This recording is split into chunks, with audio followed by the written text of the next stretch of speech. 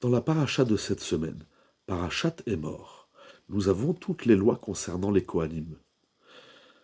Notamment, et c'est la première loi, et c'est intéressant, la première halacha, première mitzvah que la Torah dicte aux Kohanim, c'est qu'ils n'ont pas le droit de se rendre impurs pour les morts. C'est pour cela que les Kohanim, notamment, n'assistent pas à des enterrements. Comme il est dit dans le verset, chapitre 21, verset 1, c'est le premier pasouk de la paracha.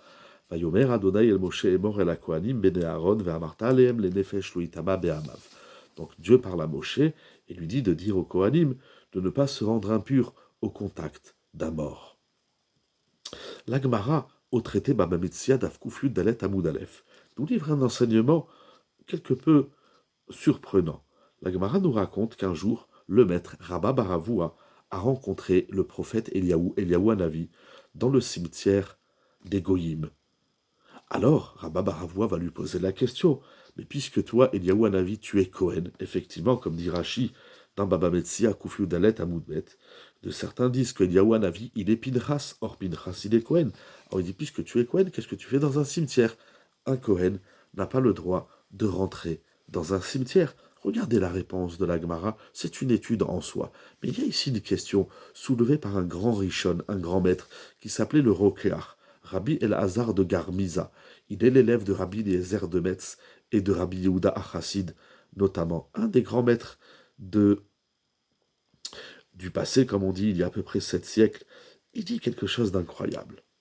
Il dit, mais qu'est-ce que Eliaou Hanavi, faisait dans un cimetière des Goïm? Qu'est-ce qu'il a à faire là-bas? Il y a la question de savoir comment s'est-il rendu impur puisqu'il est Cohen. Ça, c'est la question de la Gemara.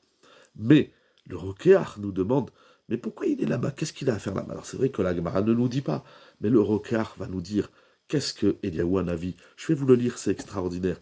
Il est rapporté dans le livre Otsar Pelaot Atorah de Rav Zikerman. Madoua et Eliaou Hanavi bebet akvarot shel goyim. Qu'est-ce qu'il a à faire dans le cimetière des goyim? Et il répond, Ki alach Eliaou Hanavi de'atzil nishmat goy. Eliaou Hanavi est parti là-bas pour sauver l'âme d'un non-juif, chez Satova ve'atzala la Yehudim, qui avait rendu de nombreux services à la communauté juive. Mimazikim shelo yolichwa le geinom. Eliaou Hanavi, il veut protéger l'âme de ce goy pour qu'elle soit épargnée de la Gehen, du Geinom. C'est incroyable, cette mission qu'Eliaou Hanavi a de sauver les âmes, même celles des Goïm. La notion de Hakarat-Hatov, de la gratitude, touche tout le monde. Il y a dans l'histoire de la Shoah notamment, mais dans l'histoire du clan d'Israël, il y a beaucoup de non-juifs qui ont rendu d'énormes services au clan d'Israël, à la communauté d'Israël. Et nous avons le devoir de respecter, d'avoir de la gratitude, de la reconnaissance envers les bienfaits que les Goïm nous donnent, nous font bénéficier.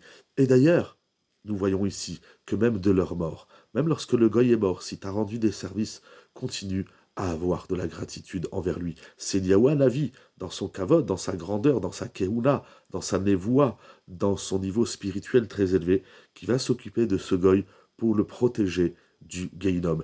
Et d'ailleurs, notre grand maître, Rabbeinu Ovadia Yosef, écrit dans ses livres de Halacha, notamment dans Yechavé Da'at, qu'un converti, un Goy qui s'est converti, il a le droit de prier et de lire des Teilim et de faire des prières pour ses parents non-juifs, parce qu'il a un devoir de Hakarat Hatov envers eux.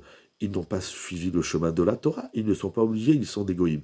Lui, de par son élan personnel, il a voulu découvrir la Torah et Akadosh Baruch Hu, tout est à son honneur, mais il n'a pas le droit de couper les ponts avec ses parents.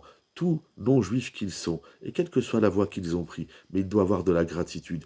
Et dit donc que si par exemple les parents sont malades, les parents de se convertir, il aura le droit de lire pour eux des Teilim et de faire des prières. N'oublions pas que nous recevons des tovot, des bienfaits de tout ce qui nous entoure.